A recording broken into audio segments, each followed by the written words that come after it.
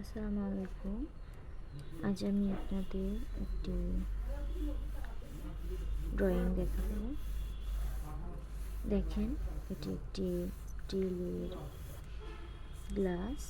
এটি আঁকার চেষ্টা করছি। প্রথমে আমরা মিডিল লাইন বরাবর একটি সোজা দাগ দিয়ে নেব। তারপরে উপরে এবং নিচে কতটুকু আমরা আঁকবো এই ড্রয়িংটি সেটি নির্ধারণ করব। আর আপনারা সবসময় মনে রাখবেন যে ভারী কোনো বস্তু, যেমন এটা এটার ভারী আছে বা এটার ভার আছে বা ওজন আছে, সো এরকম কোনো কিছু ড্রয়িং করার ক্ষেত্রে পাতার যেখানে আপনারা ড্রয়িং করবেন সারফেসের নিচের দিকে আর্ট করার চেষ্টা করবেন। আর যেগুলো বায়ুমণ্ডলে ভেসে বেড়ায়, যেমন বায়ু বায়ু তো বায়ুমণ্ডলে থাকে, তো বেলুন জাতীয় কোনো কিছু যেগুলোর ভার নেই, অর্থাৎ ওজন নেই, ওজন কম, সেগুলো পাতার উপরের দিকে আর্ট করার চেষ্টা করবেন।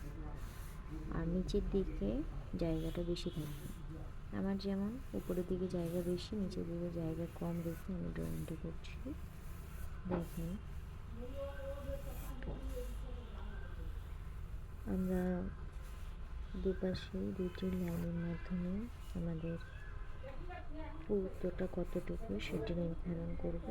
নিচেও একটি ওভাল দিয়ে নিচের কাজটি সম্পন্ন করব। দেখেন, আপনারা সবসময় ওভাল, সার্কেল, লাইন এগুলো প্র্যাকটিস করবেন। দেখেন, সব কিছুই কিন্তু আমরা ওভাল, সার্কেলের মাধ্যমে, লাইনের মাধ্যমে করছি। এই যে একটা ড্রয়িং, এটা করার ক্ষেত্রে আমরা আগে প্রথমেই ওভাল, সার্কেল দিয়ে কিন্তু লাইনের মাধ্যমে ড্রয়িংয়ের বেস যেটা সেটা আমরা করে ফেলছি। দেখেন, আমি আপনাদের বলতে চাই যে এনটিআরসিতে যে লিখিত বা এমসিকিউ হবে, এগুলোর মধ্যে কী কী আসতে পারে, যেমন আপনাদের রং সম্পর্কে আসতে পারে, জল রং, তেল রং, পার্সপেক্টিভ, ভাস্কর্য, ফ্রেস্কো বা দেয়াল চিত্র, কম্পোজিশন, ছাপচিত্র, মৃৎশিল্প, গ্রাফিক ডিজাইন, তারপরে উপকরণ, করণ কৌশল, এগুলো আসতে পারে। বা তেল রং কীভাবে তৈরি হয়, জল রং কীভাবে তৈরি হয়, এগুলো আসতে পারে।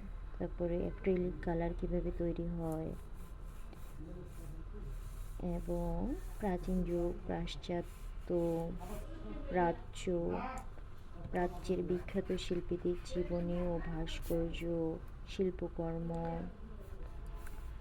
বাংলাদেশের শিল্পকলা, বাংলাদেশের বিখ্যাত শিল্পীদের জীবন সম্পর্কে, তাদের শিল্পকর্ম সম্পর্কে আসতে পারে।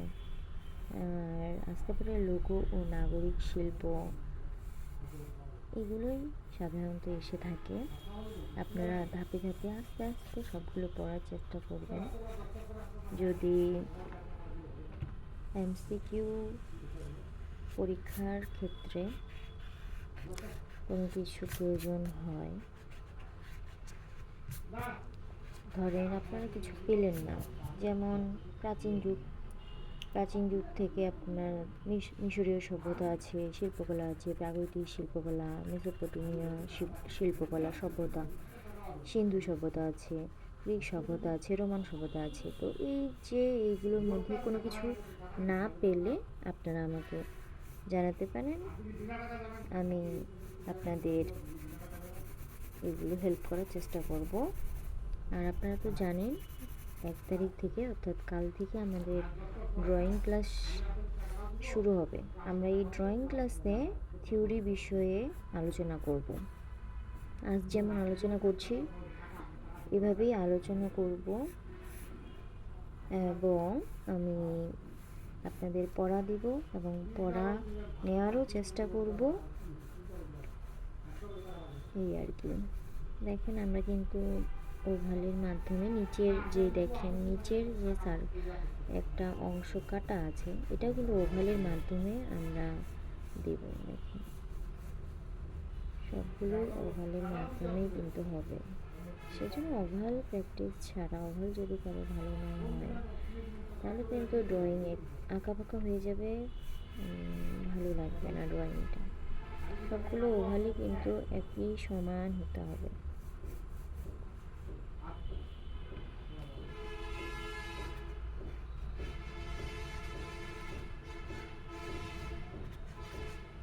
আপনাদের আজ আমি মেসোপটেমিয়া সভ্যতা সম্পর্কে কিছু বলি। মেসোপটেমিয়া সভ্যতা হচ্ছে টাইগ্রিস ও ইউফ্রেটিস নদীর মধ্যবর্তী অঞ্চলে মিশরীয় সভ্যতার সমকালীন যে সভ্যতা গড়ে ওঠে তাকে মেসোপটেমিয়া সভ্যতা বলে।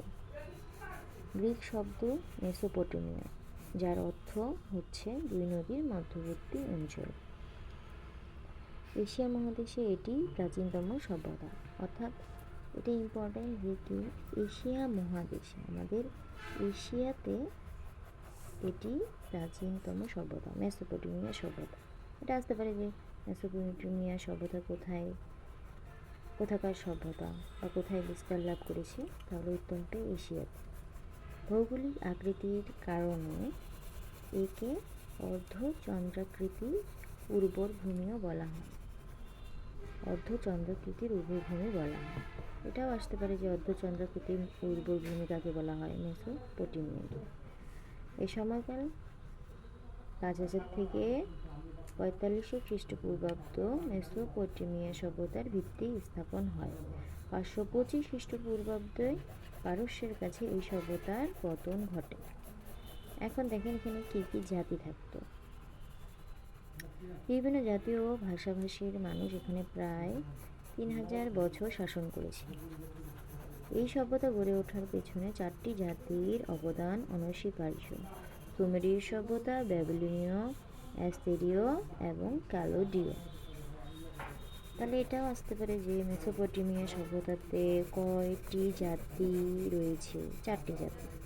সুমেরীয় ও ব্যাবিলনীয়রা এত সময় ধরে শাসন করে যে তাদের স্বতন্ত্র সভ্যতা হিসেবে গণ্য করা হয়। আচ্ছা, এখন আমরা সুমেরীয় সভ্যতা সম্পর্কে জানব। উত্থান আনুমানিক 4000 খ্রিস্টপূর্বাব্দতে এলামের পাহাড়ি অঞ্চল থেকে এই জাতি এসে মেসোপটেমিয়ার দক্ষিণে প্রথম বসতি স্থাপন করে। প্রায় 1000 বছর মেসোপটেমিয়ারা এদেশের অধীনে ছিল। আচ্ছা, সামাজিক অবস্থা কি? সমাজ ছিল শ্রেণীভুক্ত, উচ্চ শ্রেণীভুক্ত পুরোহিত, অভিজাত, বণিক, শিল্পী ও উচ্চপদস্থ সরকারি কর্মকর্তা। দেখছেন সুমেরীয় সভ্যতায় কিন্তু আমরা যখন এখন বিসিএস ক্যাডারদের উচ্চ শ্রেণীভুক্ত মনে করি, তো আগে কিন্তু পুরোহিত, অভিজাত, বণিক, শিল্পী আমাদের, এবং এদেরকে হচ্ছে উচ্চ পদস্থ সরকারি কর্মকর্তাদের উচ্চ শ্রেণীভুক্ত বলা হতো। এরপরে দেখুন মধ্যম শ্রেণীভুক্ত কি? চিকিৎসক। আমরা কি এই যুগে এসে চিকিৎসকদের মধ্যম শ্রেণীভুক্ত বলি? না, বলি না। ক্ষুদ্র ব্যবসায়ী, কৃষক, নিম্ন শ্রেণীভুক্ত দাস, ভূমিদাস